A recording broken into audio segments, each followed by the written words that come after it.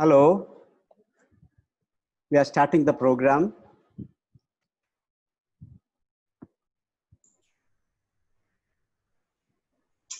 All are present here. It's now, we have reached 100 participants be admitted in this platform.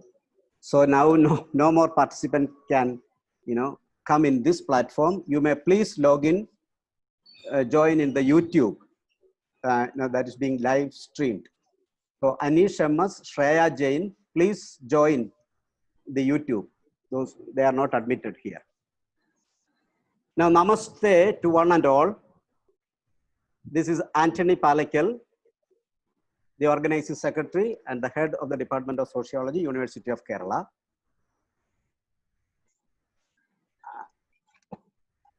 We have Professor Dr. Ajay Kumar PP, Honorable Pro Vice Chancellor of the University of Kerala, and Dr. Anita Devi Pillai from Singapore, the inaugural speaker of the day. And I also see a number of very respected senior and seasoned professors present here for the webinar, along with a number of teachers and research scholars.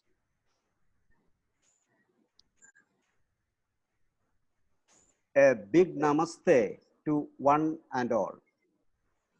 We are aware of the fact that this webinar on the art of academic writing and publishing in social research, which pertains to an important domain of our academic life. As academicians, our primary task is to create, produce, and manage knowledge. Knowledge about the society and social reality, particularly in this trying time of pandemic. Our pursuits in knowledge production comes into fruition only when we engage in the business of writing and publishing.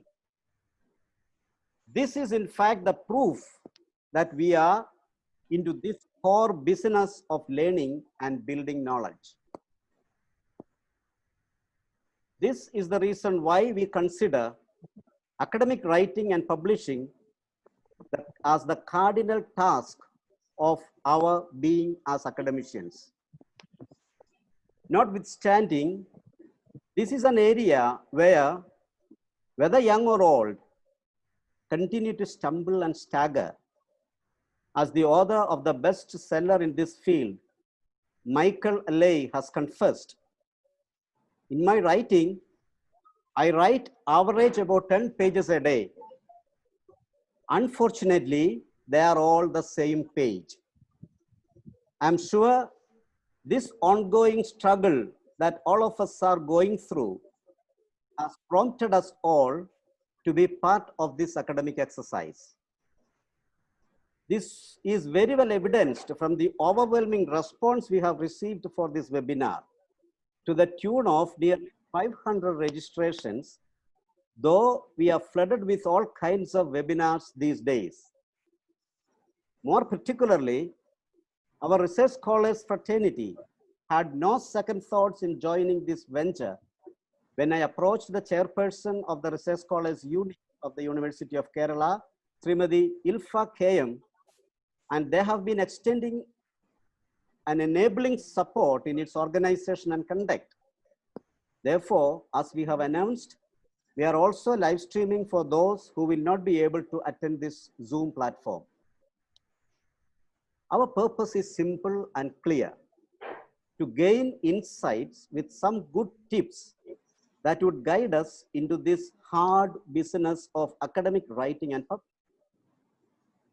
Hence, we have envisaged primarily as sharing of experience and learnings from some successful and accomplished academicians as they sailed through the unfamiliar waters of academic writing and publishing.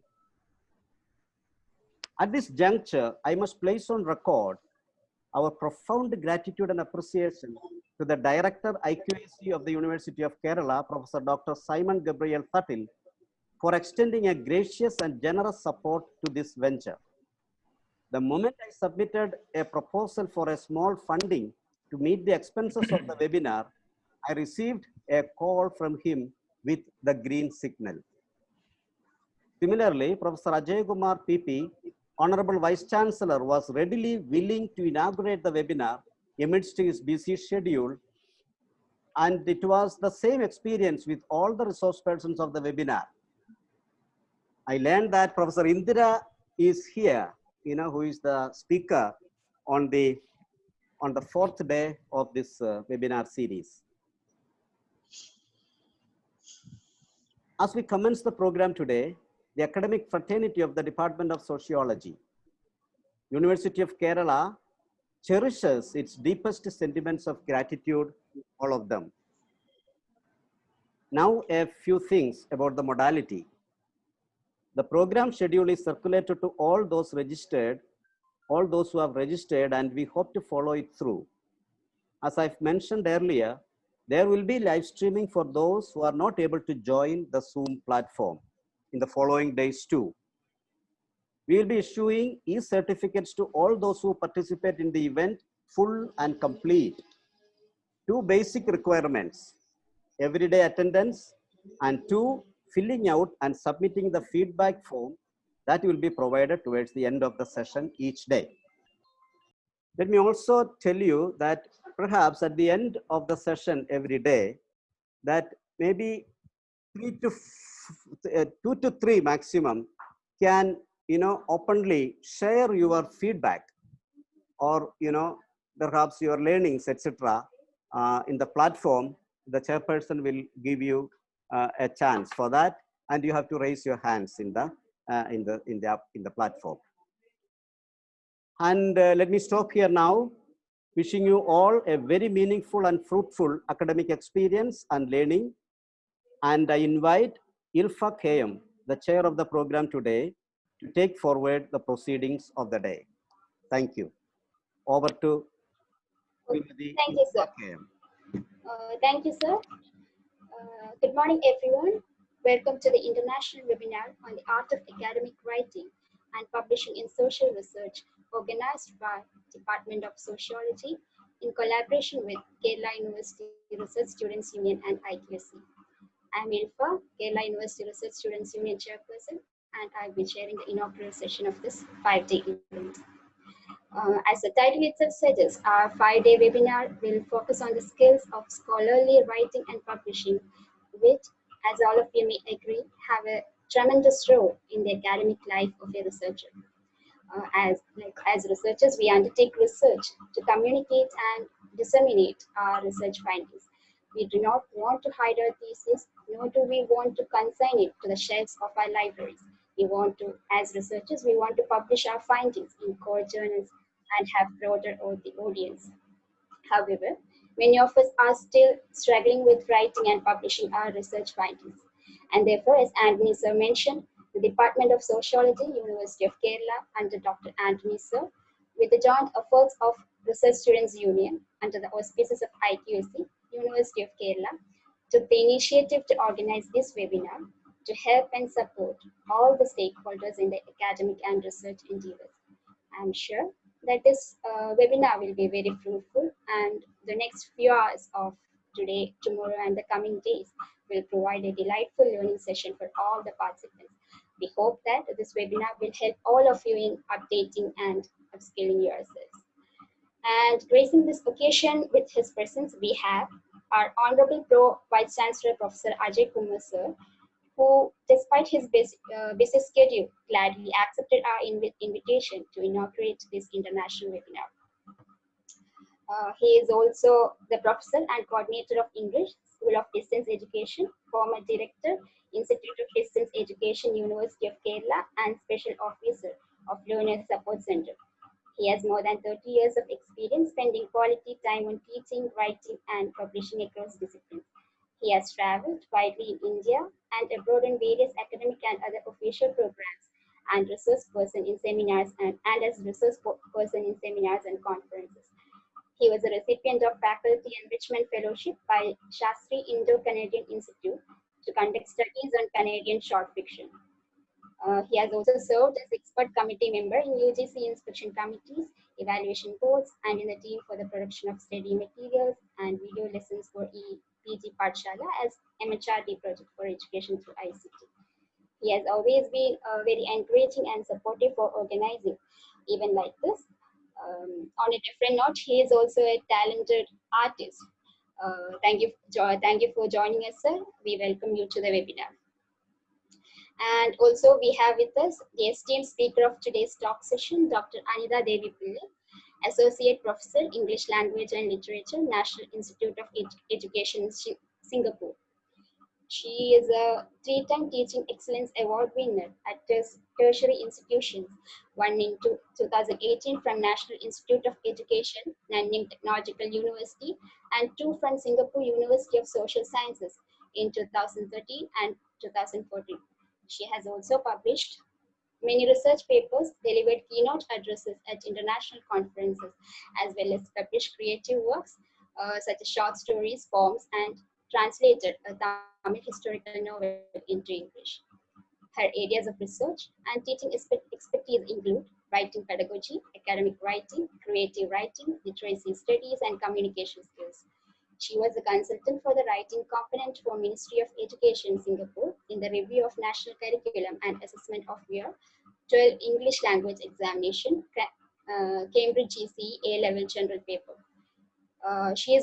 Today she is going to talk to us about the art of academic writing. Thank you, ma'am, for accepting our invitation and being with us today. And welcome to webinar.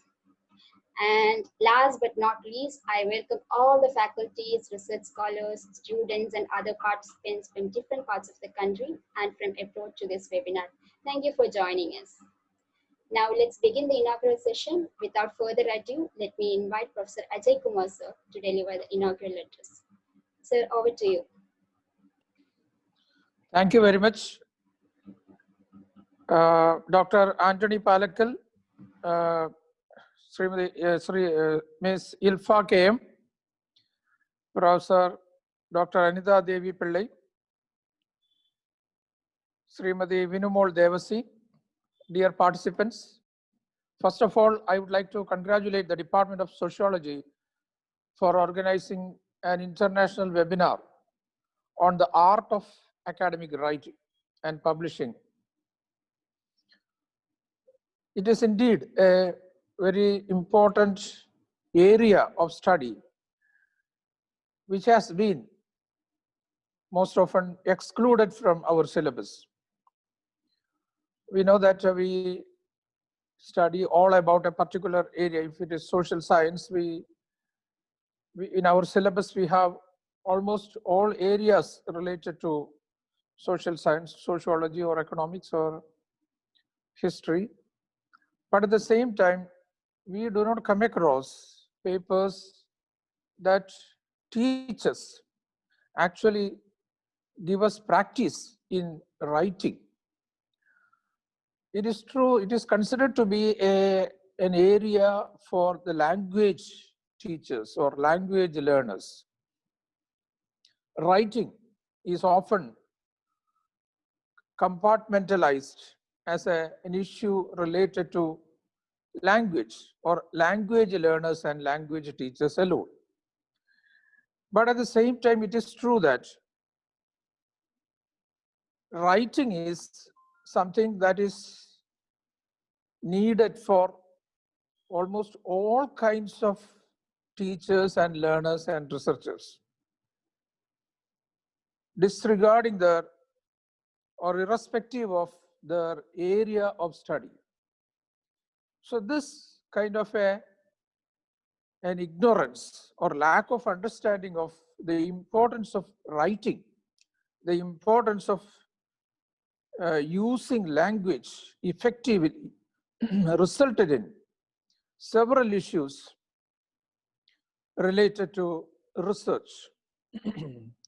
Because we come across several students and even several teachers who are not able to present their ideas in an effective manner, in a proper language, which is considered to be academic language.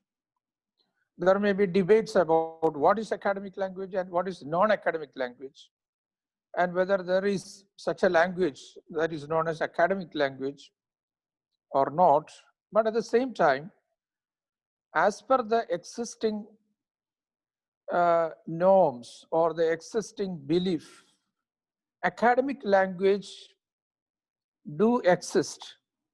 It is different from an ordinary language that is used by ordinary people in their day-to-day conversation. I am reminded of Wordsworth, who tried to connect between ordinary language and the language of poetry. In his romantic poems, he believed that poets should write in ordinary language, language of ordinary men, language used by ordinary men. But at the same time, in effect, when we read his poems, we find that his poems are not written in ordinary language. They are written in the so-called academic language, even though he claims that to be ordinary language. But it is true that his language is different from the language used by the classicists or the neoclassical writers. That is true. So we find that there is something called academic language, even though it may not be defined properly or differentiated properly from other types of languages. And a researcher should be able to get access to the academic language. Otherwise, his or her work will not be treated as something of high quality research.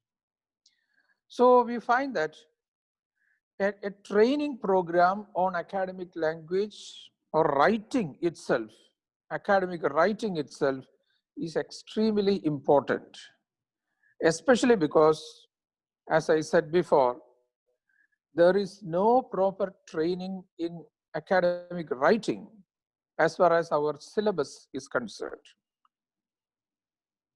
And so this webinar on academic writing, I think, will certainly provide a kind of introduction to our researchers on academic writing, how it is different from ordinary writing, and what are its various features and characteristics, etc.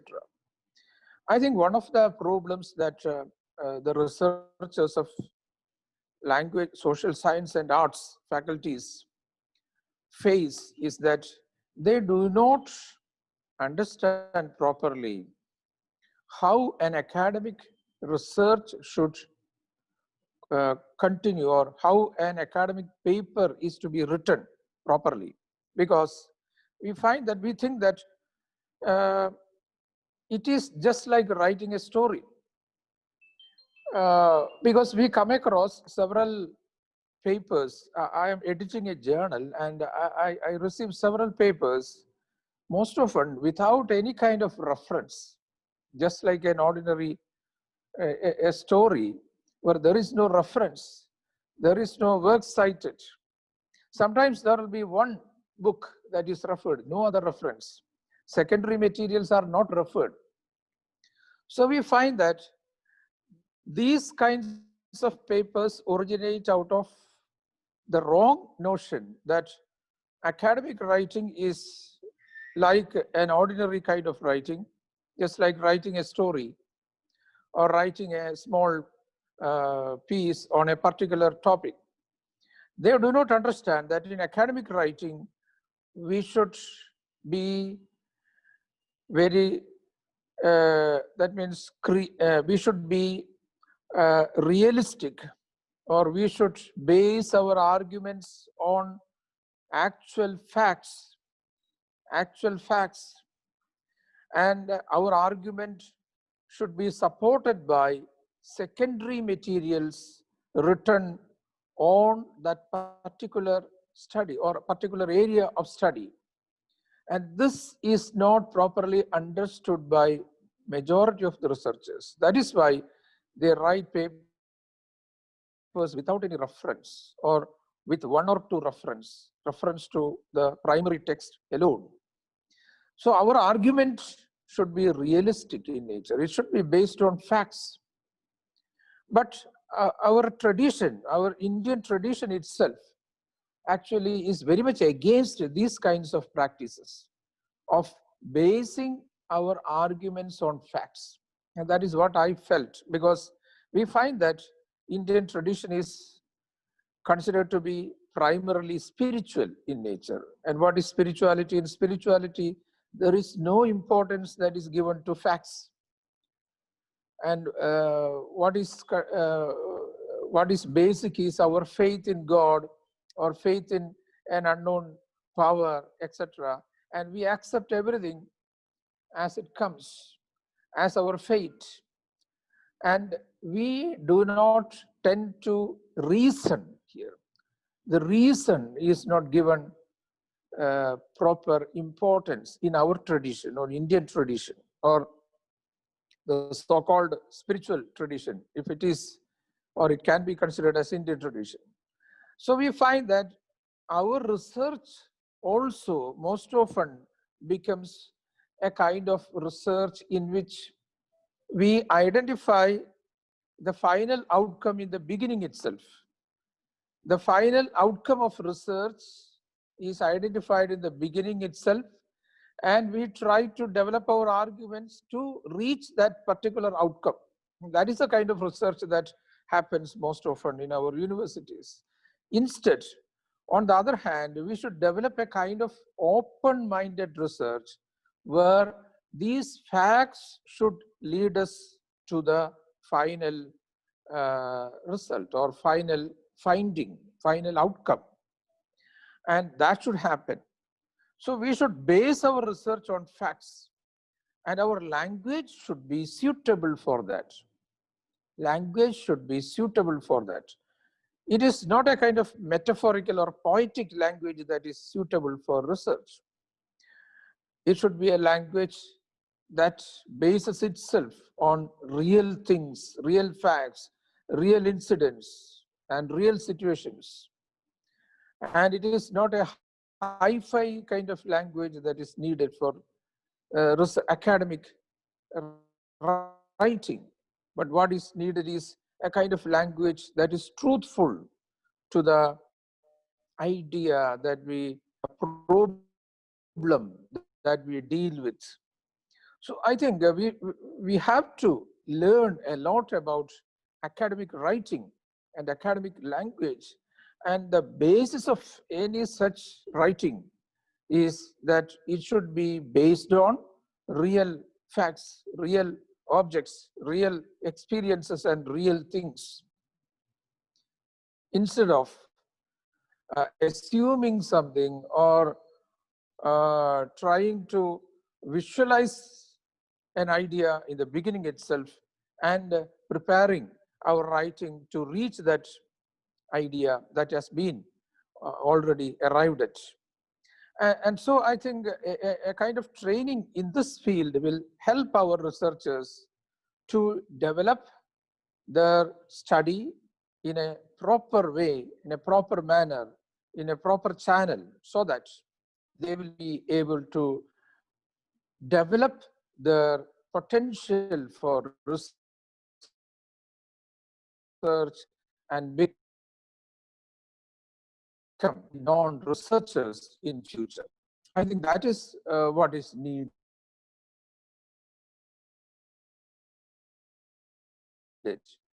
And moreover, important thing is that our is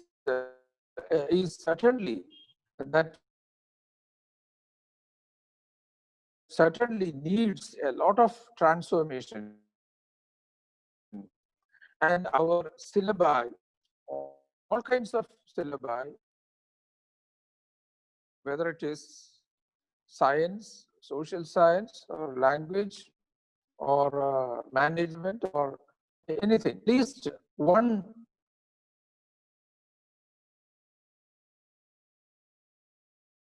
or two credits for language learning, proper academic rhymes or short stories, etc. So I think a kind of consistent effort in this area will help consider this as most important. And our IQAC has been organizing webinars on research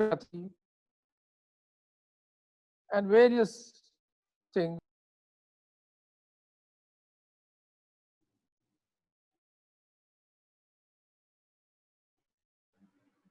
Thank you so much, sir, for your enlightening speech and honoring us with your presence. Now, without further ado, let's begin our talk session. And before we start our session, I would like to remind all the participants to mute their microphone. We'll have an Q&A session after this talk. So if you have any questions, kindly leave them in the comment box. We'll be taking them after the presentation. Now, I invite our distinguished speaker, Dr. Anita Devi Pillai, to present her talk. Over to you, ma'am. Thank you. Let me share my screen now. Sorry, Prof, can I share my screen? No, it's not visible. Professor Anthony, Anita, could yes, I share yes, my screen? yes. Yeah, it says host has disabled participants from sharing. I'll give you permission. Sure. Just hold a minute. And you Sure, no worries. Hello, Dr. Palakal, please make her the co-host so that she can share the screen. It's being done, Okay, thank you, sir.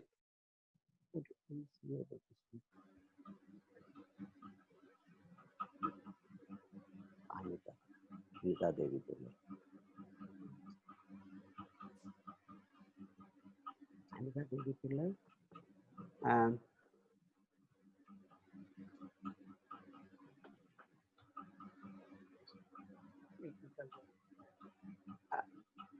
Dr. Anita, you can now share. All right. Yeah.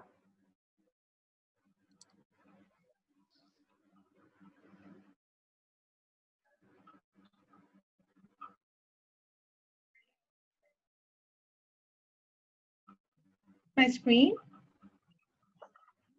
Yes, Okay. ma'am. Sorry, give me a moment. I'm just going to try to move this out of the way.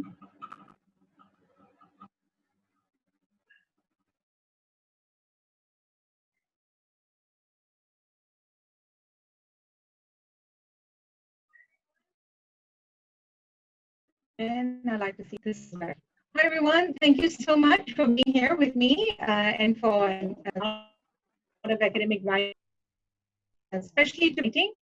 Can you hear me first and foremost? A wave to all those of you who are, whom I can see. I've got you guys on my left, on my right. Yes, Dr. Anita, we can hear you.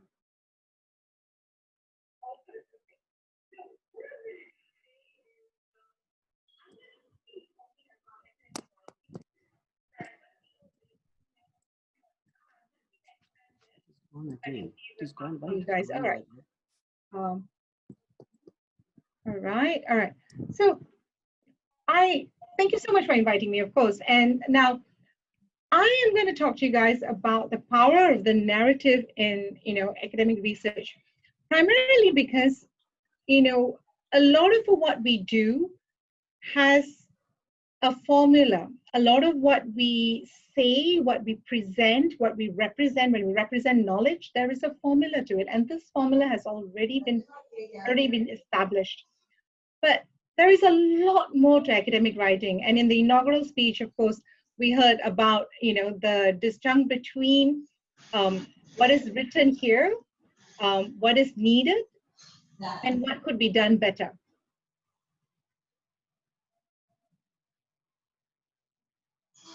So what then is academic writing? Is it really something that we do because we've got to, as from a young scholar's point of view, just finish off an assignment for the prof, or for you know, for an assistant professor's point of view?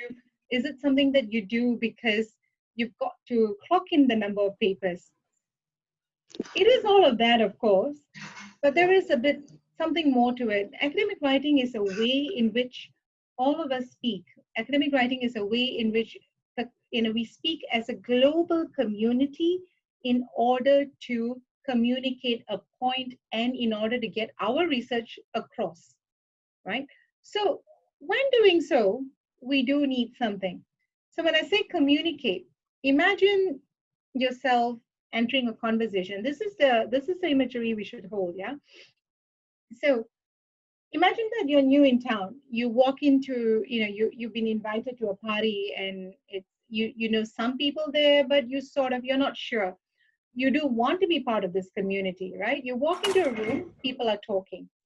There are some people arguing, in fact, you know, some seem to be standing in the outskirts, many are arguing. There seems to be two camps. You need some time to figure out who's making the argument. You need some time to figure out who is the key player, who is the powerhouse here, right? And that will take some time. So what do? You sit back and you observe.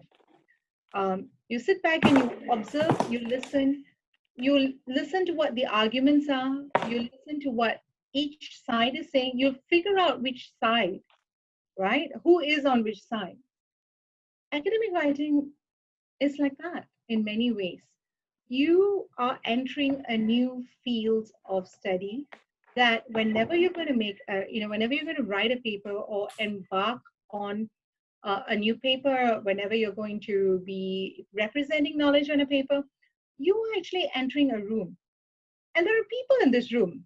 So when we write something as a story, you know, for your research paper, you're actually ignoring everyone else in the room, and you're just walking in, barging in, and you're just telling a story. So that's what it becomes.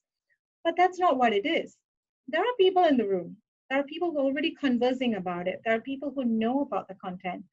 You're entering the room to make a point. In doing so, you acknowledge what's going on in the room. You acknowledge the key players. These are your seminal studies. You acknowledge, you use the language that's being used in the room. That's your specialized lexis.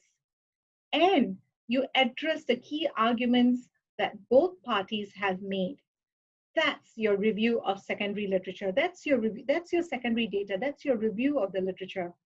Having done all of that, you establish yourself as an expert, and then you start writing your paper and presenting your idea as the next. And as part of the conversation, you contribute to the conversation. So you could always say, and this is something I tell my students, you could always say, oh, well, they found this in New Zealand, they found this in Australia, but in the case of Singapore, in the case of India, it's different. We don't, this is not the case because our population is different, because we have different language policies, education policies, etc. Or you could always say, I concur. I mean, the findings are similar overseas and in the country that I conducted my research at. Always note that people don't agree, with one another. They might be the best of friends, but there's no necessity to agree with one another. It's your job when you write the paper to identify these areas and these disagreements and see it as a strength rather than a weakness.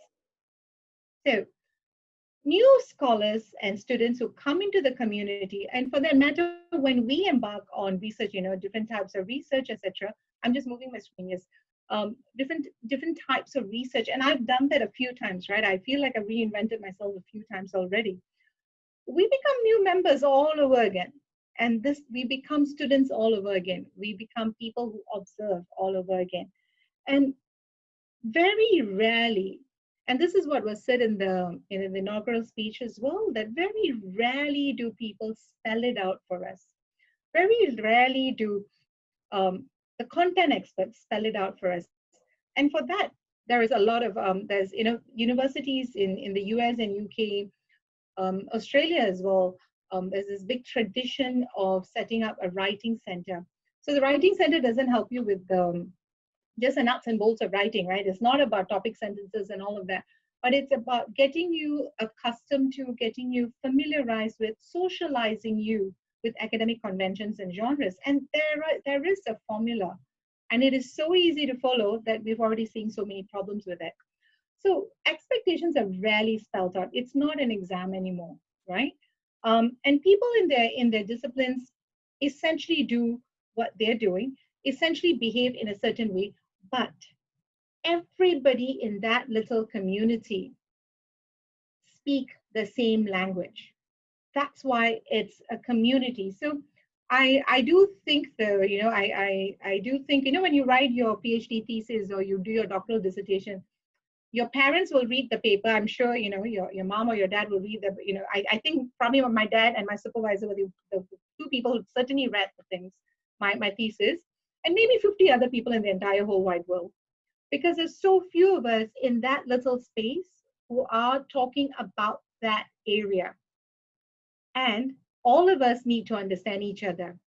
But, content, academia, knowledge should not be limited to this small little community. It should be accessible to everyone else as well.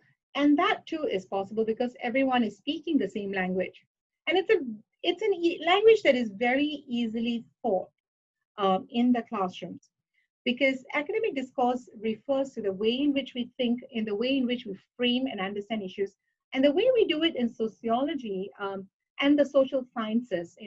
Applied linguistics, the field that I'm in, is also one of the education. The other field that I work in is also one of it. Is the social sciences is very similar, but quite different from the hard sciences. Yeah, and I will show you how. So a little bit about the journey that I've been on. I started off I've done quite a few things, and that's what got me really interested in exploring disciplinary variation in academic writing. So my honors thesis was in psycholinguistics, so it had to be written very much like a psychology report.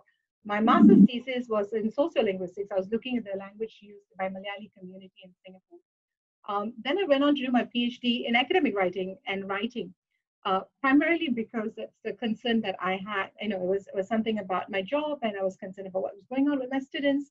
And it was a very practical choice that I was drawn to.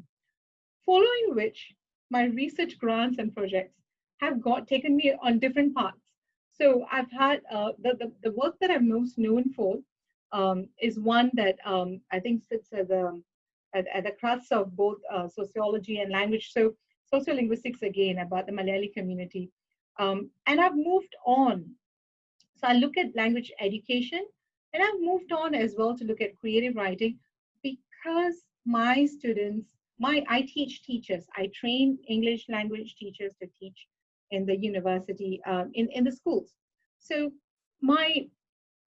because they have to teach students of their own how to write creative text, I've also gone into that to explore how to do that.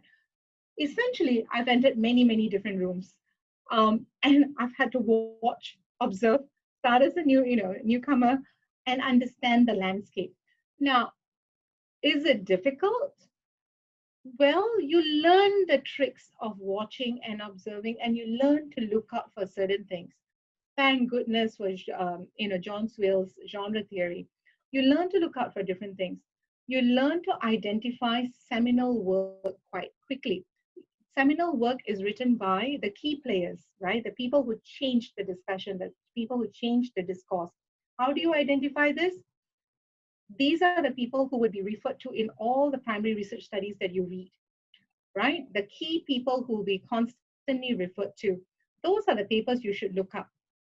And when you write a paper in your field, you have to ensure that you address them as well. You acknowledge the seminal work, and you look at how the field has developed since then, and where your study and your knowledge and your findings come into play. So entering different rooms, absolutely possible. Speaking different languages, absolutely possible. And mind you, they all do speak different languages, because there are rules. and they play by their own rules. Each academic, community, even the sub-community within applied linguistics itself, each sub-community has a different set of rules. But thankfully, these are very, very easily learned and distinguishable. So if you look at the genre, and this is what we call the genre of research papers. If you look at the genre of research papers, and this is framed after, this is a very simple model, yeah? It's framed after Professor John Swale's seminal work on research. They said, so he's got this story to tell, and he was telling us once when we met at a genre conference that essentially he was wondering, why is it that some people get published and others don't? Why is it the same people get published and others don't? And there's no one tells you exactly who gets to publish, because the findings are equally interesting. The findings are sometimes, out of the world. It's something really, really new, and you're bringing something new to the table. And yet, only a few people get published, and the same people. So he put together research papers that were published. And he examined just the introduction, mind you. He just examined the introduction, and he looked at what are the patterns, how are these people writing? What are they writing about? It's not the content. The content was important, yes, of course. You've got to have something new to say. You've got to add to the conversation. Remember, you entered a room, so you've got to add to the conversation. What is it that people were doing that were making them so successful? Only certain people were publishing in these prestigious journals, top-tier journals. And he found a pattern. For the introductory segment, he found a pattern. He found 3 rhetorical moves. He found subsequent steps. What are these rhetorical moves and steps? Rhetorical moves are essentially what you need to do in the introduction. You need to establish a territory, for instance, which is where and then you've got to occupy the niche. You've got to identify what the problem or the gap is. And you've got to show what you're going to do. And what does this mean? It means that essentially you've got to understand the field that you are entering. You've got to show, you've got to refer to seminal work. You've got to refer to research studies in your field that is related to your research question. And then you've got to show why your research question is important. And this is all very systematic and step by step. And then comes the methods section, which is your participants, your method, your data collection methods, and your data analysis methods, your materials and subjects, etc. So essentially the 4 different things that you will talk about, it's also systematic, and exactly what you write is also systematic. People have made a living out of just teaching students how to write sentences. Sentence stems are provided to students, and what you need to write in each field. Each sub-discipline has its own. And that's when, it was almost like he had decoded something. So then many researchers, it's coming out of Michigan State University, so many researchers across the world, including me, we applied these models to different disciplines. And then his model changed, he modified it. He said, okay, there is a certain trait that is perhaps not always present. So he came up with the optional and obligatory moves. What are obligatory moves? There are certain things that must be present in a good research paper so that we all speak the same language. We all look out for the same things. There are certain things that may or may not be needed. For instance, one optional move would be definitions. If you're writing for your field, someone, for a journal that's in your field, if you're writing for someone in your field, you don't have to go into the nitty-gritty bits of the, and provide definitions for that matter, unless you're describing something that is unusual, or if you're writing for non-specialized audience, for example, as a sociologist, you're writing for an education journal, you've got to explain then certain terms that would be used by your field, right? So using definitions is an optional move then.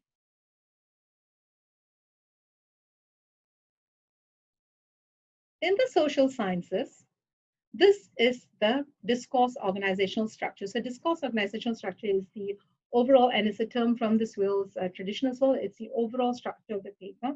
Now, don't think that I've left out literature review. It appears in two different places.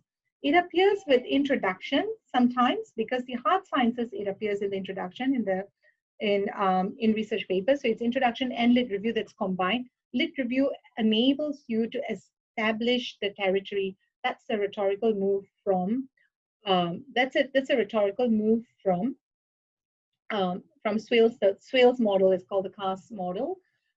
So the introduction is where you talk about who has studied what. You know, you've entered the conversation and why your study is important, how your study will answer the question.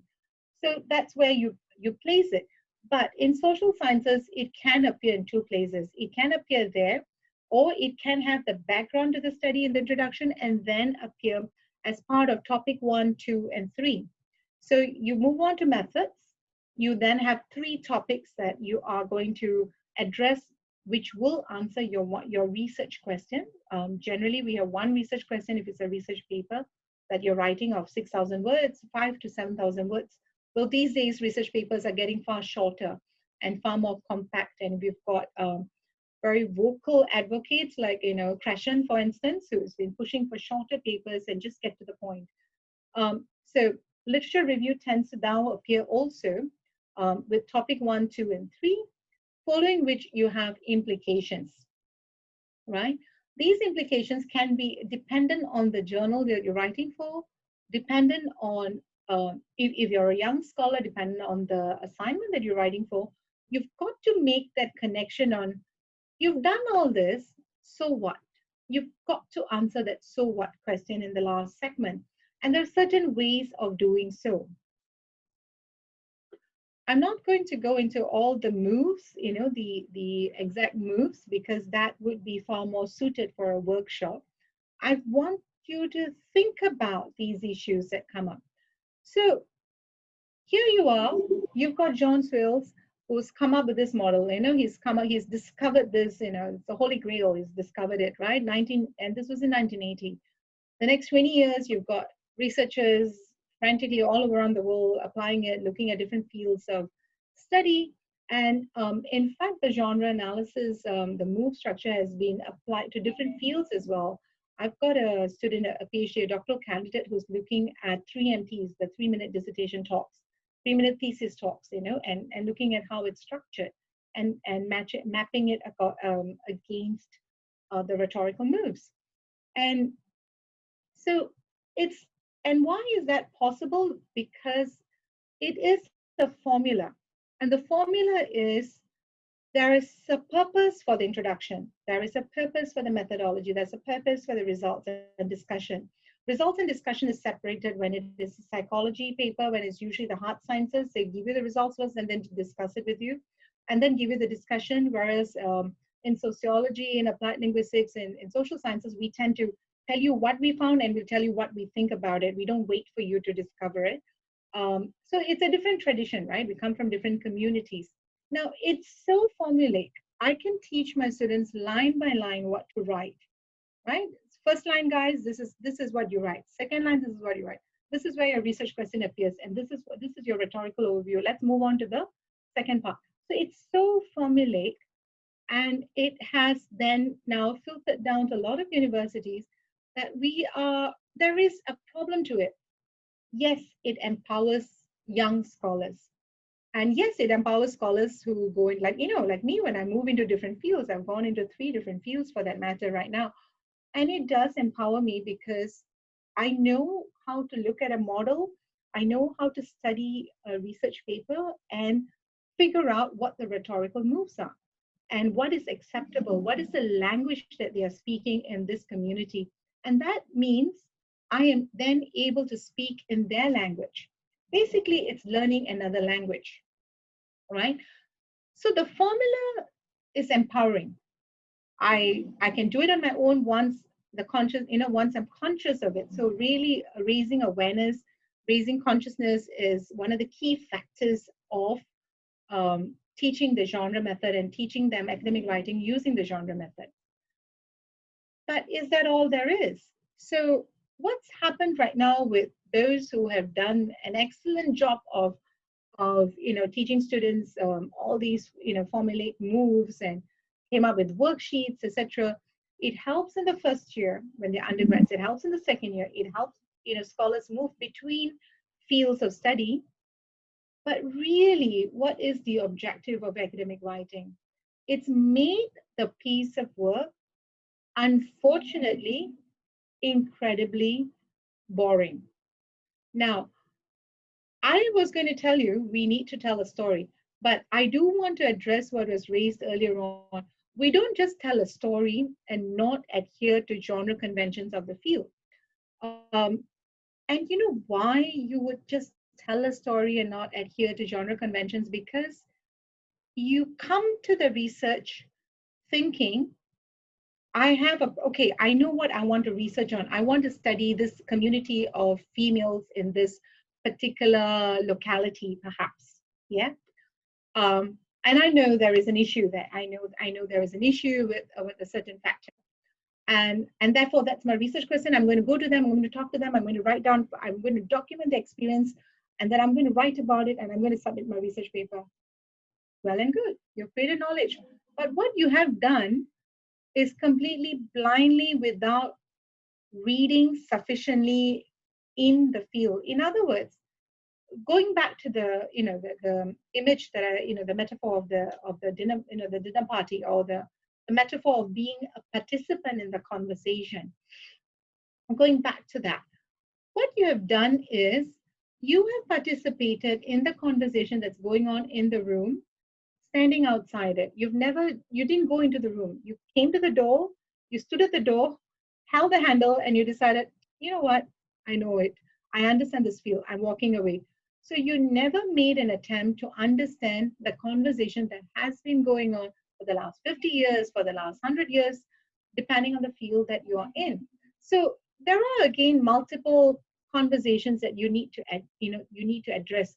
When you don't address that, and you jump into telling your story, then it becomes an independent story that is not academic. So how do you then make it academic? Is it wrong to tell a story? Not at all.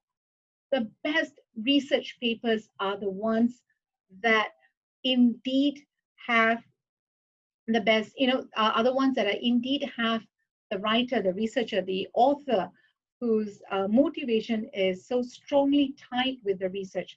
The best research papers are the ones where the researcher wants to tell a story. Storytelling is an important component, but there is a way of telling the story. You tell the story to the audience in that dinner room, the room where the people are already in, they have been discussing this for a while. You tell the story acknowledging who has done what. You acknowledge who came before you, you acknowledge the conversation, and you add to the conversation. So when you add to the conversation, you must also systematically show why your study is important. When you do not answer the question on why should you be doing this study, why is your study important, why should I read your work, right? The why is the research gap. That is a gap that you need to identify, and it's an extremely important bit of research that you need to do. You can't just tell a story without acknowledging what went on before you and what is the conversation and what the gap is. Only then, when you present your story, is it connected to the knowledge that you are creating knowledge, is connected to the larger field of knowledge that you're going to be part of. And also, when you do so, one of the weakest papers that I ever see are the ones that completely don't credit sources, right? So it's not, okay, you tell young scholars you must read widely, you must acknowledge seminal work, you must understand the arguments in the field, you must be able to then engage with the arguments, right? Not just present them like summaries, you have to tell me what are the commonalities. You've got to talk about what is the difference. Why is your work so important? How will your work add value, right? After doing so, they present, okay, so the intro is done with the lit review, they've established the territory, then comes the methodology, and then they go on to the discussion, and they have like 3 different topics at max. and they don't refer to the lit review at all. They don't refer to the people in the room at all. You have added to the conversation. How could you be adding to the conversation without acknowledging anybody in the room? The best research papers are connected. So each topic that you bring up, when you say, I did this and I found this, and this is what I found, this is entity 1, 2, and 3, how does this engage with everything that you have mentioned in the lit review? If your lit review is vastly general, you're referring to first year sociology models, just basic general ones, then that's not a review of the field of study. You've got to refer to other researchers who've been studying this field. So it cannot be disconnected. That's the other weakness. Once you get the readings done, I find that this is the second weakness that comes up. When you address this and they make it all interconnected, it is tightly written and it is all easily done, mind you. It's all, because it's formulaic, it's all easily done. Then comes the biggest issue, and the issue is that the biggest issue, and the issue is that it becomes incredibly boring, right? The paper becomes incredibly dry and boring. What can you do then? What can you do then? Essentially, ask yourself, why am I doing this piece of paper? Why is it important to you? So, research paper and writing it as a paper that is an academic piece of work to represent your ideas and your knowledge to the world and to add on the knowledge of the world. And I've said this a few times because that really, really is a primary focus for all of us as researchers, right? And it's very important that we do so. Now, apart from that, why is this study important to you? We have the luxury, once you're no longer a student, of course, even if you're a student, hopefully you will choose a topic that you are interested in. We as researchers, we have the luxury of choosing a topic that, and choosing different topics, right? Choosing a topic that is close to our hearts. If we are given a topic that is part of our job scope that we have to research on, then perhaps find an angle that connects with you. Only when you answer, why is this particular study important to you, will you be able to tell a convincing story. You must have gone for many, many, talks and conferences. The ones that make you sit up and listen is when they tell you, this is important to me because, at some point they make it very clear how they are connected with the study, how this topic is of how this topic came about in their field of work, and from them, how are they connected? So the writer and the text. Highland talks about the synergy between the writer, the text, and the writer, the text, and the reader. When there's a synergy between these three, certainly between the writer and the reader, certainly between the writer and the text, the reader is drawn into the text. So 3 strategies for rethinking academic writing. Once you have now mastered, writing and writing for the wider audience, mastered all the discourse structure, the discourse organizational structure, the rhetorical moves in this field in your discipline, then what else should you do? And because this is something that I see so much here in Singapore as well, the fact that many young scholars certainly don't connect the research question with the larger question that's being asked. You need to connect your motivation with the question. But if you only connect your motivation and you don't refer to the conversation that's going on, you don't refer to the literature, that's also not the right thing to do. Once you've done all of that, what do you then once you've done the review of literature, then what do you do? Connect with the research question. Come up with, surely in the field of study that you're in, there must be a research question that you are deeply motivated to explore, and why. Look at why. Make a note of it. You will have your research diary, so make a note of why. And what is it that draws you to it? That what will help to determine which aspect of literature review that you want to look at. The what will enable you to look at which aspect of the field you want to focus on, and then look at how. So how do you connect with the research question at this point? This is the point where you look at previous studies and you look at how previous researchers have done it. And of course, one of the rules of thumb we have is to look at the last 5 years and not, research conducted in the last 5 years and not date of at max maybe 10 years, but not dated way too long ago unless it's a seminal study. Why is this important? Because you need to know and show that you know the latest research and that you're up to date. I'll give you a simple example of the research about coffee is good for you, coffee is bad for you. I can never tell, right? Because one study tells you coffee is good for you, the next study tells you coffee is bad for you, then the next study tells you coffee is great for your heart, and that goes on. I think that goes on for quite a few food items as well. How do we know what the latest finding is? Everyone is out there looking for the truth, right? So you need to be able to track and see where the problem and where the solution is right now. If you are completely disconnected with the literature, you connect with the question on a personal level to tell a story, but you do not connect with the question understanding which room you're in. You might just be in the wrong room, you might just be in the wrong room and starting a conversation with the wrong people, in fact. Now, consider this. Is there a story in what you're doing? So you've got the structure, you know the structure, you've got to write the methodology, you have to introduce the lit review, etc. Think of it as, it's not difficult at all. Think of it as like a plot, a movie plot for that matter. You've got to set the stage, right? Setting the stage, which, what's happening in the landscape.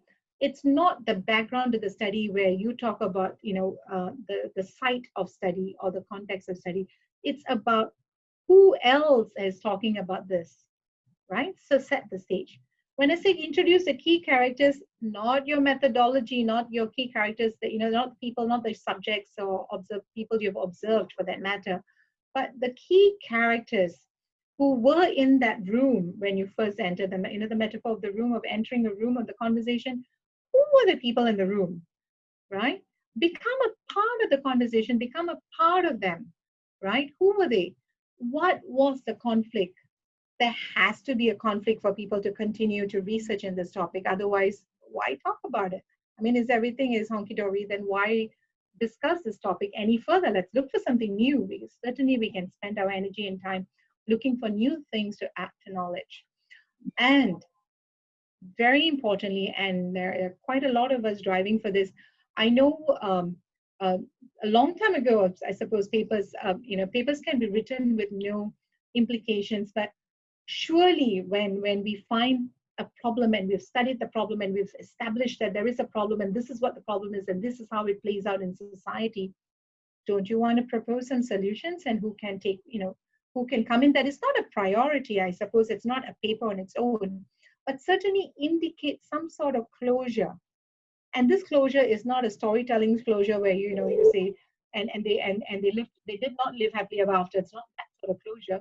But you as a researcher you have an obligation to address what's happening right in front of you, right? So when you have that happening, how do you come up with the resolution? Students are quite interesting. They come up with resolutions by Googling answers, and I go like, but does that pertain to the problem you've studied? And that it's not the case here. And then sometimes they come up with resolutions by just asking around. That's really not the way to do it. Come up with a resolution by looking at what the others have done in similar situations. So again, go back to the room. Talk to the people in the room. Talk to the people in the room. They're basically in the library. Although some of us may talk to people, talk to our books in the library.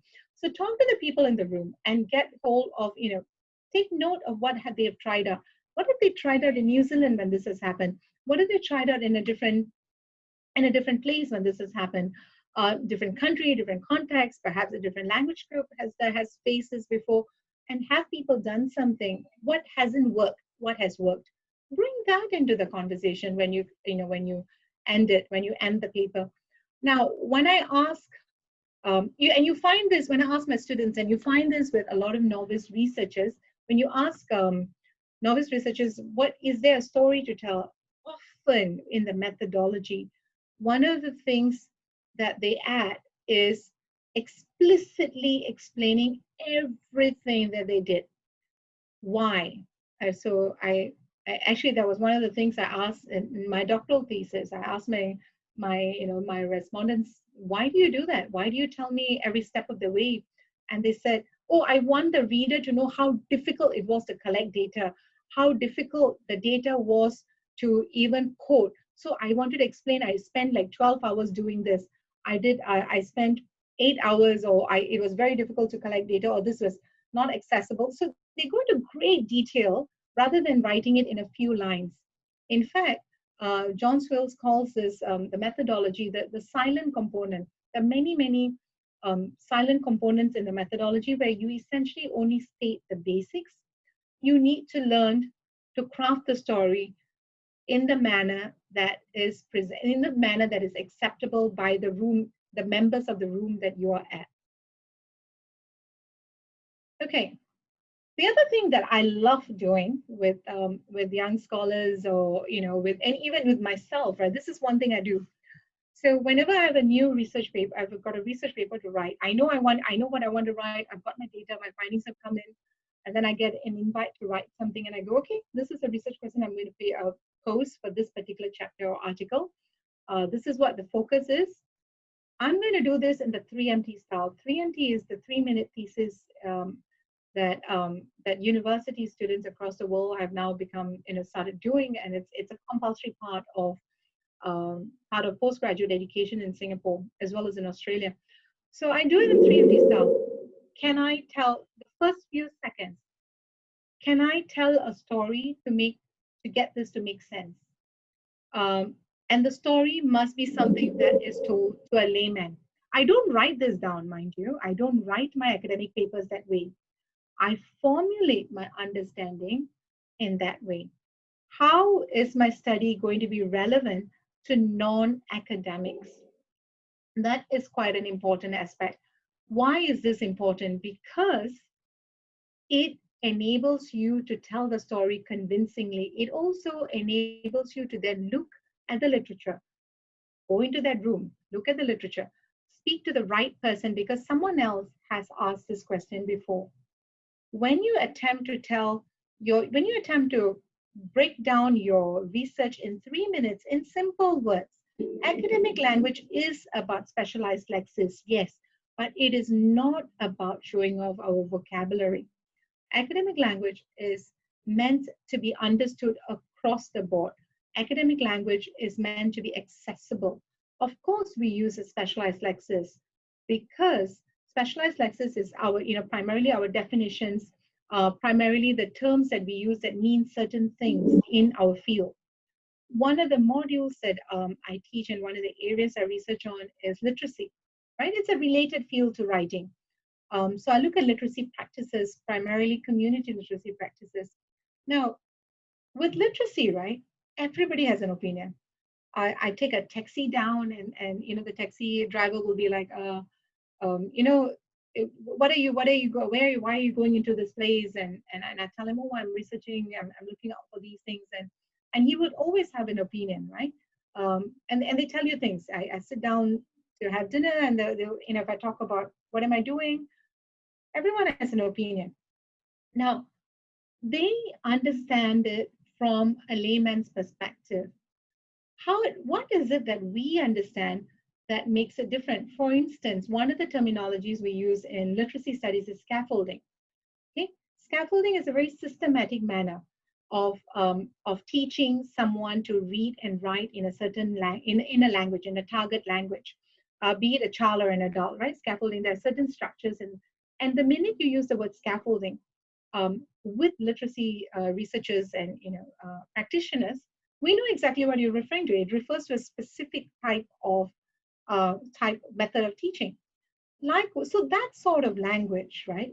Of course, we use specialized lexis, and because that is what I mean. But that doesn't mean that you use words. You write long sentences, long sentences. That's a terrible thing to do in a research paper. You confuse the reader, and the reader stops reading, which you don't want them to do.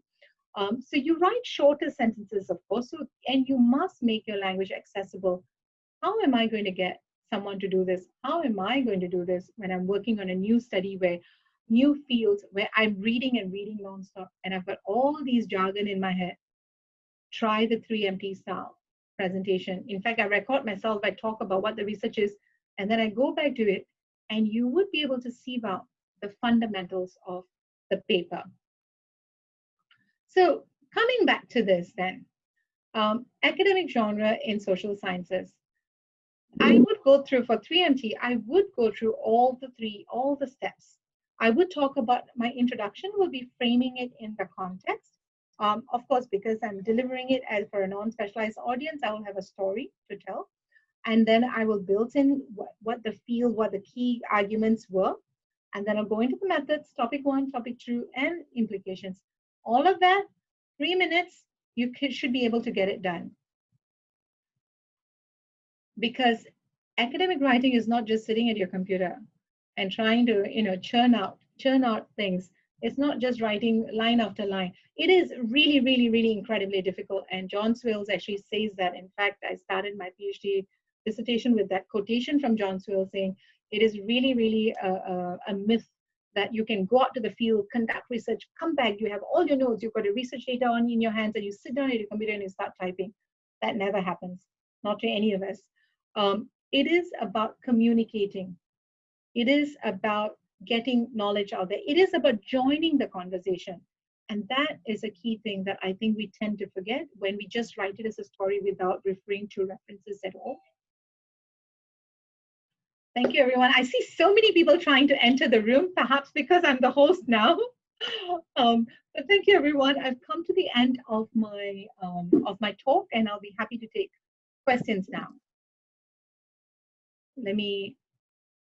Thank you so much, ma'am. That was an engaging and informative session on academic writing.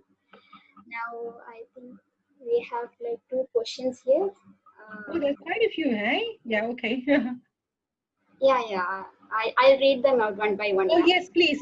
You help me with that. Then I could answer. Yes, please. Yeah, okay. So the first question is from Manoj Kumar Yadav. I'll quote his question. What is an academic piece of writing?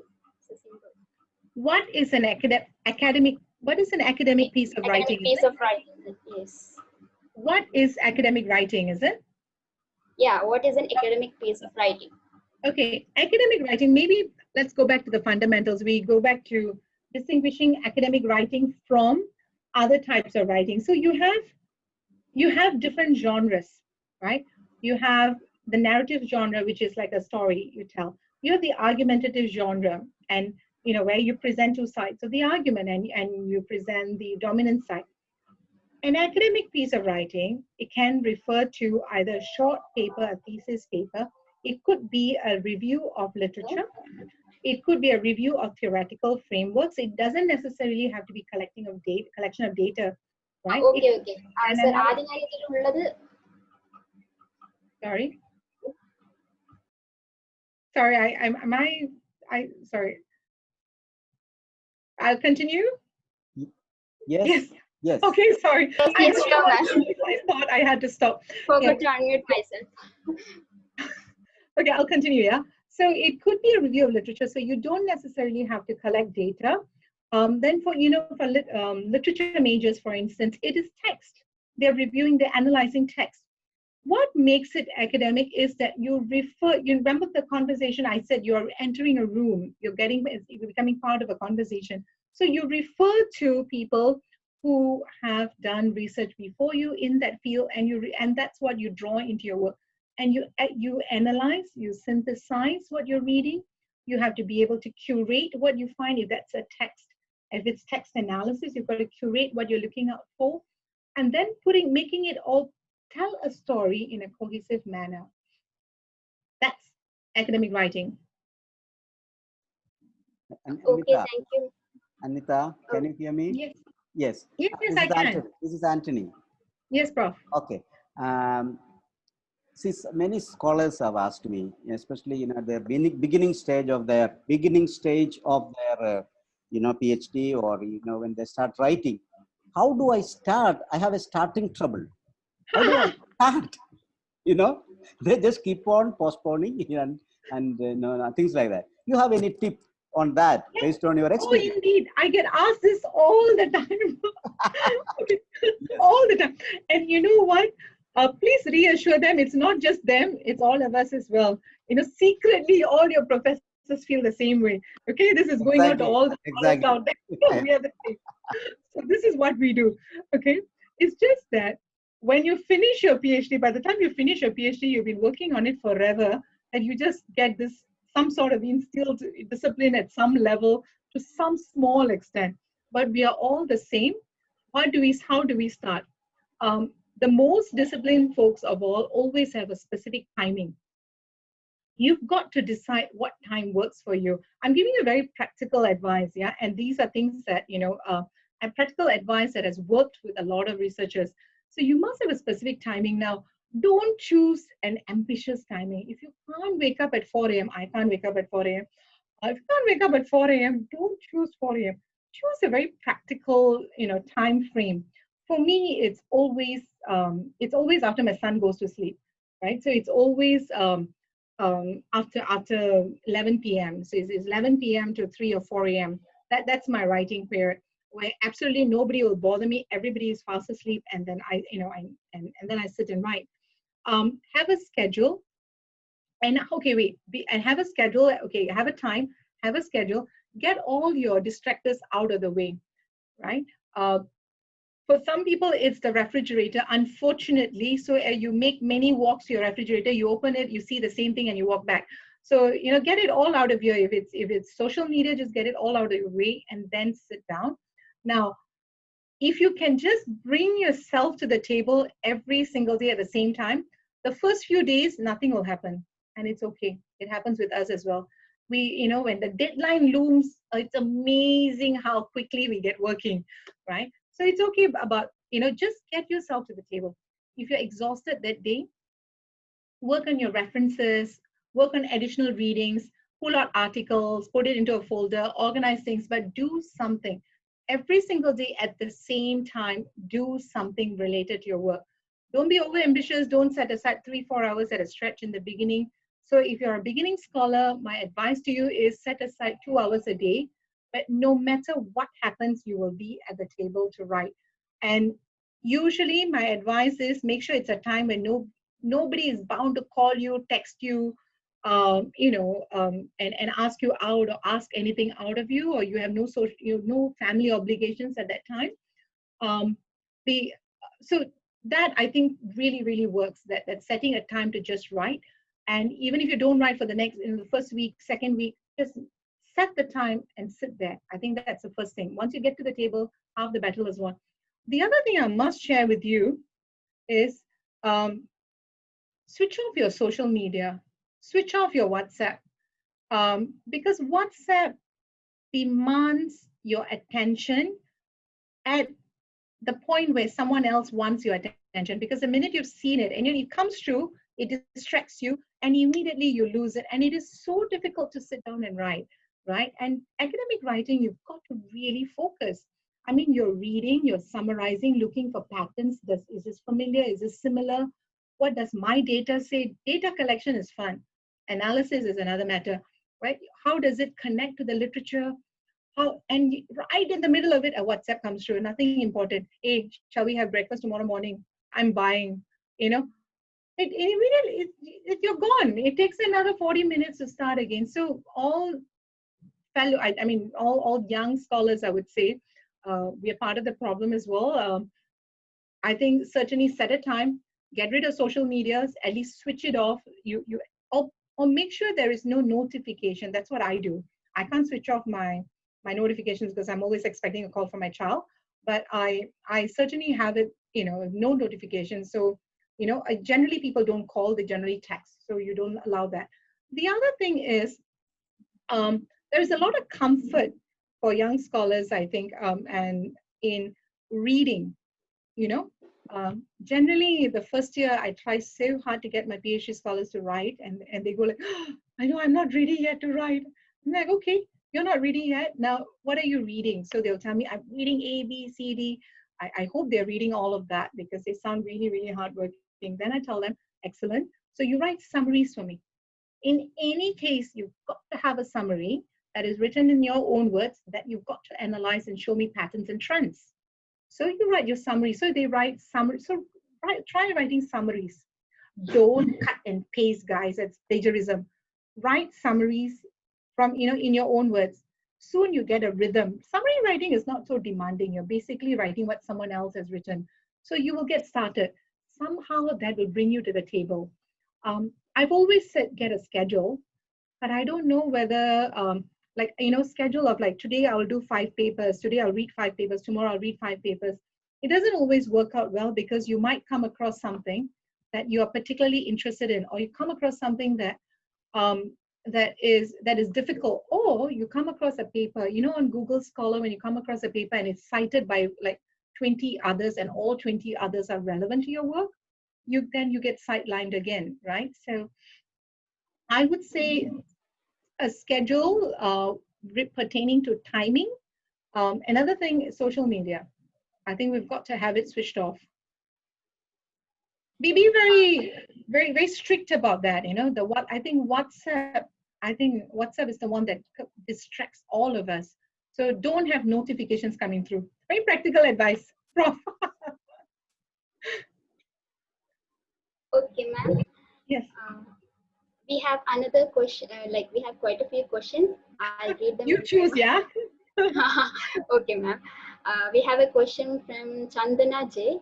How can we select appropriate statistics for clarification? How can we what? Sorry, dear? How can we select appropriate statistics for clarification? Oh, how can we select appropriate statistics? Yeah, for clarification. But what are you using the statistics for? Is it, how can we select appropriate statistics for clarification? I think Chandana J can unmute herself and ask the question. Chandana, what are you using the statistics for, dear? Is she online? Is she here? Is she gone? Chandana. Or I'll move on to another question then, ma'am. Oh dear, she doesn't want to talk to me. Hello. Hello. Am I audible? Okay. Yeah. Hello? You may ask your, yeah, sir. You may ask your question. With the permission of the organizers, may I ask a question to the distinguished Can you please analyst, introduce? Ms. Anita? Whom am I speaking to? Yes. Sorry. Introduce. Myself, myself, Dr. Pradeep Taranjan Patnaik from Odisha. Hi. I've been a practitioner of sociology since last 20 years. I just would like to ask a very simple question. You have more experience than me. Yes, go on. Yes, I have a very simple question. As you know, that history has become a part and parcel of academics, being a part of the curriculum in universities. I'm talking of history. So can we say that reflections on historical writing as academic writing or something like that? Reflections on historical writings as academic writings. Okay, so if it is reflections on historical writings, as in historical textbooks, historical journal articles, historical chapters, as far as it's a reflection, sorry? Yes, the reflections. Okay. No, student reflections, this is an interesting genre, yes. Okay, because student reflections, be it for historical, on historical texts, or I do that I get them to write reflections on educational texts, the way we teach, the teacher-fronted classroom versus the student-fronted classroom, ICT in education. So I do get them to do reflections, and it's a very, very interesting genre because you can use, for instance, everywhere else we don't use the I, right, very much. I mean, we perhaps use it in in methodology, but we don't really use I. We passivize all our sentences. So when it is a reflection, they can use I because they are referring to themselves. And it is a genre that seems informal. And this is what I tell my students. Yes, you're writing a reflection, but you're not writing a reflection for your grandmother. You're writing a reflection for your professor. So your professor needs to be able to see that you can connect with the content, you are thinking through the content, and that you understand the room that I placed you in or you have entered with me. And who is the, sorry? No, go ahead. Go ahead. You understand the room that you have entered with me. So what must you do then? You do refer to people, you do refer to the key arguments. So reflections include references as well. So reflections will acknowledge that this is how I feel about this particular historical narration of event, perhaps a war. And these are the others who have said it, but I do not agree because of this. So it's a personal engagement with historical facts, but certainly it is always connected with research. So a reflection in a university is a hybrid genre. It is not a pure reflection in the traditional diary sense. Yeah, I hope I've answered your question. So I tell them, make sure you do references. Yes. Thank you. Thank you. I heard someone call me Anida, so I think it's probably someone I know. I'm not sure, ma'am. Yes. Okay, I'll move on to next question. There is a question from Shirish Adawal. Can you tell us more about what is authorial voice and how it is used in the academic writing? Okay, the authorial voice is one where you do not. Okay, there are nine voices that you can take in when you write an academic piece of writing, right? So in a research paper, there are 9 ways of using the I. The authorial voice is one of the voices. The use of I was actually, there's a research paper on by Ramona Tang, but that is an old paper, about 20 years old. So about how researchers use I. Now, a lot of things have changed since then. And the use of I has become quite limited to certain portions of the research paper, like, for example, the methodology section, and quite rarely so even then. So when you put in an authorial stance, what you are bringing to the table is your analysis. Now, your analysis is extremely important. At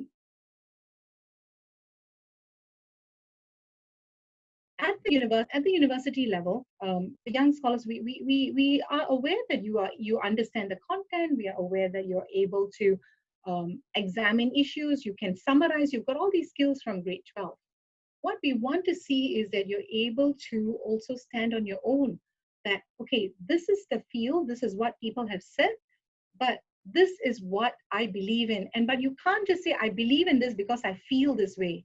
There is no room for feeling in a research paper.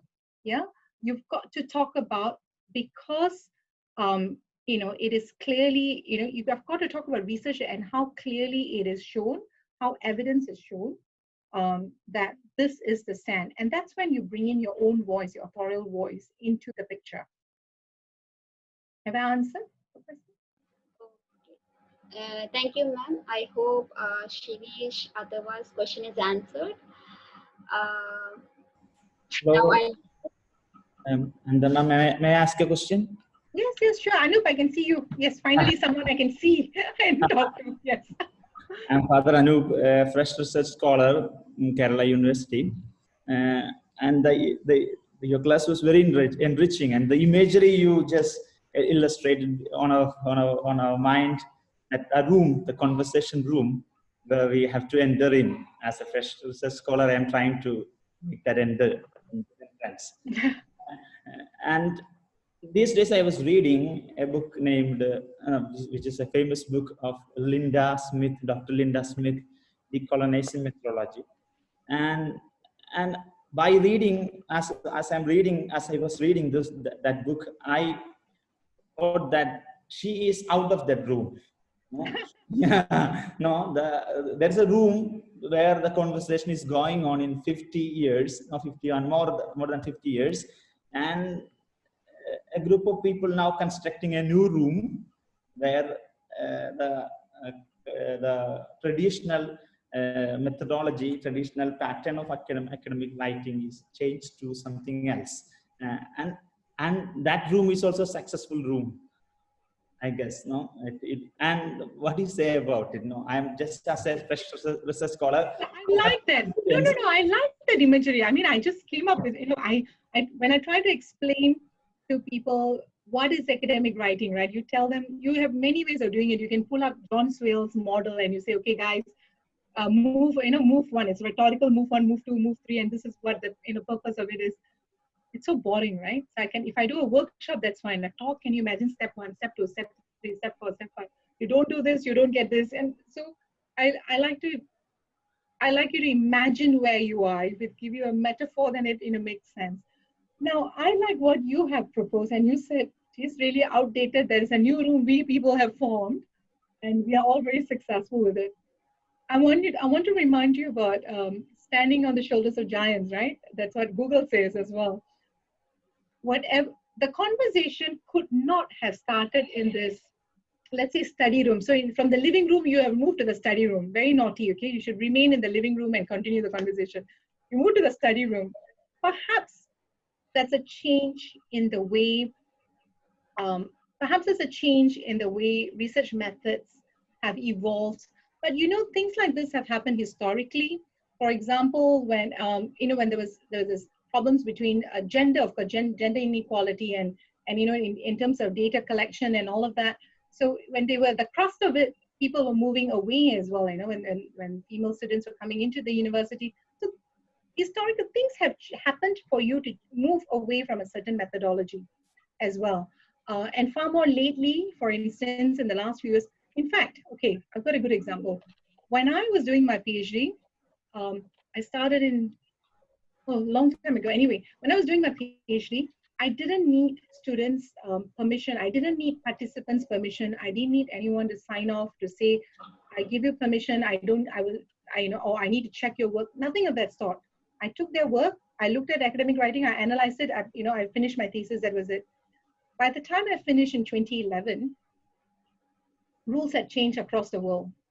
You cannot publish a research paper anymore if you don't have an IRB certificate, which you can only obtain if everybody has given you permission and they've signed off on it and they've got the contact details to complain to someone if they're not happy with the research, right? So the conversation has changed within the last 10 years. I mean, 2011, this is 2020. Within the last few years, the way I conduct research has changed. I can't do it the same way anymore. I can't tell them something else and conduct research. I have to tell them exactly what I'm doing, right? So conversations change, and that's legitimate. And even when so that's fine, that's legitimate. But when the conversation changes and you don't acknowledge what the previous, what the seminal work is and what the previous conversation is, there is a gap here. Because why did we change the topic? Because you haven't changed the topic. You have just changed the direction. If everyone says apples are red, you said, no, actually apples can be green. But we were talking about apples. So do refer to seminal work. You must identify your seminal work. It's extremely important when you start off your research. Thank you, ma'am. Yeah. Okay, next question is from Mr. Gauhar Ahmad Shalla. What about Occam's razor in research? Please shed light on it. What things to keep in focus? He has two questions. First question is, what about Occam's razor in research? Please shed light on it. I didn't hear you. What's this gentleman's or person's, participant's name? Let me perhaps read it. Mr. Gauhar Ahmad Shalla. Okay. I see. Very informative session. What about Occam's razor? Do you mind typing the question for me? I mean, I'll do a copy paste of the question from. Okay. I don't know about these. Okay, I don't work with this. What about Occam's razor in research? Please shed light on it. Okay, I'm not familiar with the first part of the question, and we don't. deal with that. Okay, so I will move on to the part that I know. What things to keep in focus while starting a research paper? Definitely read the literature. Read. Okay. In fact, the more you read, the more you feel you know less of, you know. I remember coming to the point of like finishing off my thesis and thinking of every time I finish off a research project, you read a lot and then you start writing and you feel like, oh, I know a lot. And then you read even more and you go like, oh gosh, there's so much more to find out and understand. The conversation never ends because there are so many, look at us today. There are 100 of us here and there's so many people trying to get in. There are lots of researchers who are looking at this field. There are lots of researchers who are studying the same topics. There's so much to be given and understood and to be read, and for us to take in. And for us to position ourselves as researchers, there's so much for us to understand. Therefore, what do you do when you start? Read widely. It's quite likely that you don't know your research question. You haven't finalized your research question yet. So read widely first. And write summaries. Write summaries, read widely, fine-tune your research question as you go along before you jump into the field. I don't allow data collection in fact, we don't. The students, the candidates here have to pass their first year confirmation, which requires them to write the first 4 chapters, introduction, theoretical framework, review of literature, and methodology, before they can even be considered to be, before they can apply for the IRB to collect data. So read. Understand the conversation before you step in to speak. Okay, ma'am. Next question is from Nishchit Nayak. What should be the extent of reviewing literature for a study? Like how many literature is required to review and look for it? If I knew the answer. I'm so sorry. Okay. The other thing that I get asked all the time is, how many people must I interview in order to do a fantastic job? If it's statistically significant, if it's quantitative studies, it's very easy to answer. Anything above 100, darling, nothing less, right? But I don't do quantity research. I'm a qualitative researcher. So you've got good studies that are case studies. You've got good studies that have just observed, narrative inquiry studies or ethnographic studies that I've worked on some. And you've got studies that work with very few people and studies that work with lots of people. So likewise, lit review, how many papers, I wouldn't have an answer, but you can guess what the trend is by looking at international thesis, right? Never only look at your own university, because after all, you're going to be spending so much time on your PhD, right? So look beyond. Look at an international thesis. Look in your field. Please don't look in a different field or related field. Just look in your field to see how many pages and how many references they've looked at. There's no rule of thumb. And sadly, you never get to a point where you feel, I'm done. I know a bad time to submit your thesis is the June period, because was it June? Yeah, June period, because as I was getting ready to bind everything to just submit to the examiners, right? Then you get the June issue. You've got, all journals generally have a mid-year issue. Either they have 4 issues or they have 2 issues, right? And then there comes 3 studies of people who did something similar that I can't ignore. So right till the point where you are submitting your thesis, and in fact, I check that when I'm an examiner. If the thesis is not up to date, if you submit now in June, let's say, what is this, October? Something was published in August or September journal, I expect you to have reviewed it. Otherwise, it's outdated. You read it, 3 years ago or 1 year ago, and you wrote your thesis? No way. That's not what a PhD or a good research paper is. Okay, ma'am. So Anita, are you okay? Can we take a couple of questions more, or shall we stop? Anita. It's 2:15 now. I can take 2 more questions, and then I can stop. Yeah. Okay, good. Okay, there is a question from Shaina Moore.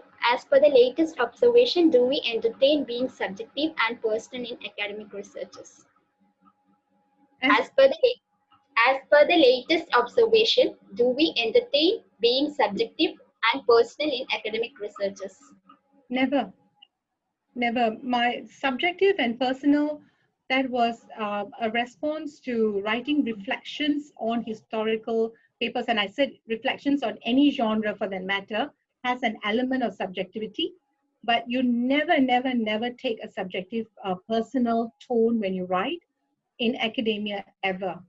Because it is academic writing is about being objective, about being able to understand all the arguments and being able to put it all together and then to be able to be rational and analyze it, right? So you can't, you do not take a subjective perspective. That is creative writing. That's a different field altogether. Now, okay, one more question. How to write methodology in theoretical research papers? Methodology in theoretical research papers. Okay, so which means you do not have data, you do not have subjects, you do not have your participants, you don't have materials, you don't have data collection methods, right? You will still have a data collection method, because theoretical papers tend to be, you would have reviewed the literature. So what you need to do is, it's called state of art papers. In fact, for every new study that I start, I always look for it if it is available. So state of art paper would have reviewed the literature from, whatever period of time, right? And it would have systematically discussed what sort of papers were selected, what were the inclusion and exclusion criteria, and all of these needs to be indicated in theoretical papers. Will be posted So at the time. to explain the scope, inclusion, exclusion criteria, you've got to explain the rationale for it, and you've got to systematically prove it, and that is your methodology. There is a methodology for theoretical framework papers. Look for state-of-art papers, and that will help you. You look for a framework in state-of-art papers in your field. Yeah. Okay, thank you, ma'am. I think Ilfa, I have just two announcements before you invite for proposal. Lot of thanks. Thank you everyone today, and Anita, just as organizing secretary, it was a wonderful time listening to you, and I think people have really benefited out of it. Now, two announcements for the participants. Tomorrow, when you join, please give your proper name. You sign in with your proper name in order that we understand who you are and mark your attendance.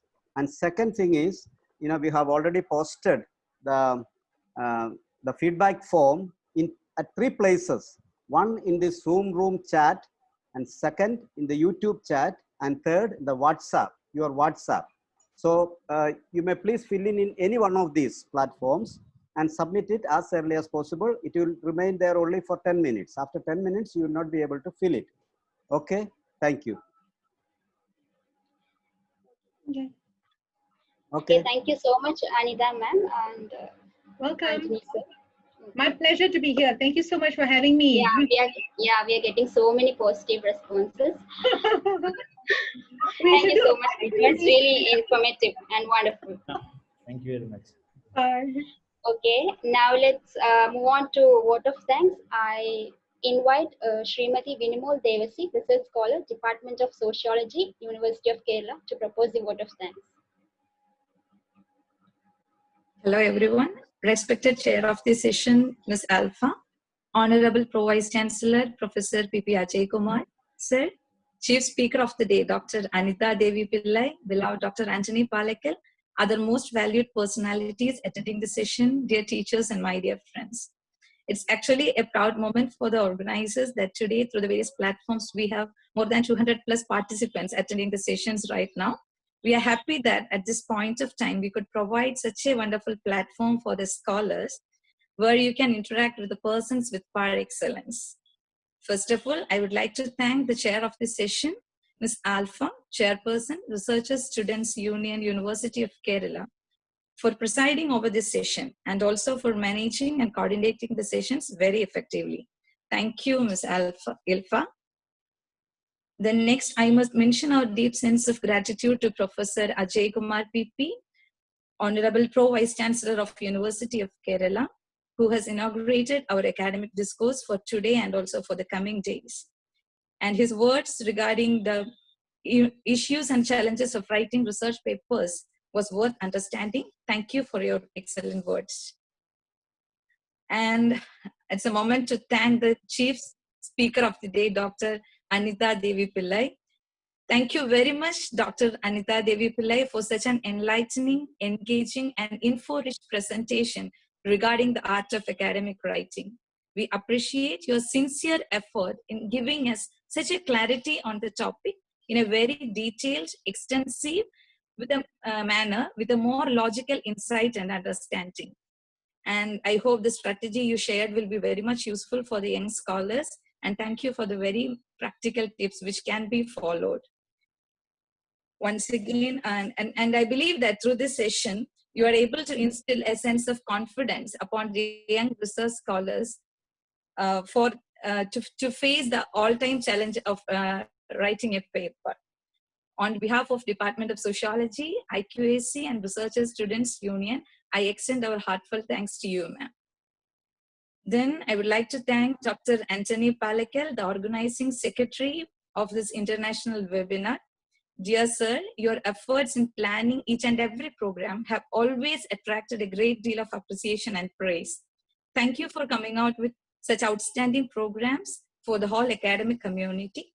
I hope everyone who have attended this program will agree that it was worth every minute of their time.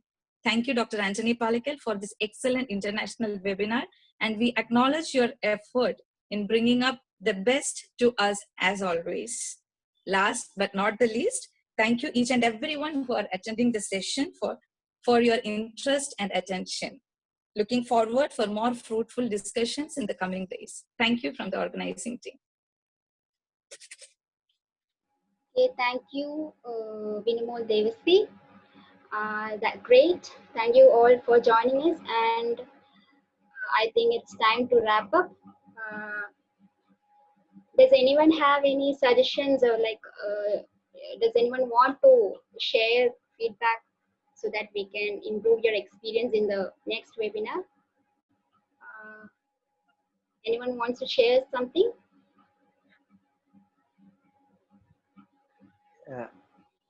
Ilfa is asking for feedback, maybe 1 or 2 feedbacks if you have. Yeah, so that we can improve your experience in the coming sessions.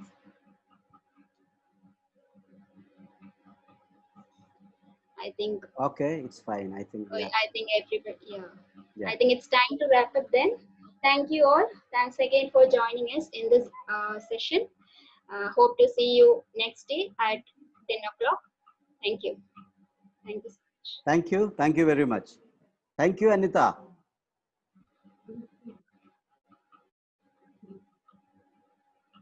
Most welcome. Thank you. Thank you. Thank you, Anita. See you. Most welcome, sir. Okay. Yeah, bye.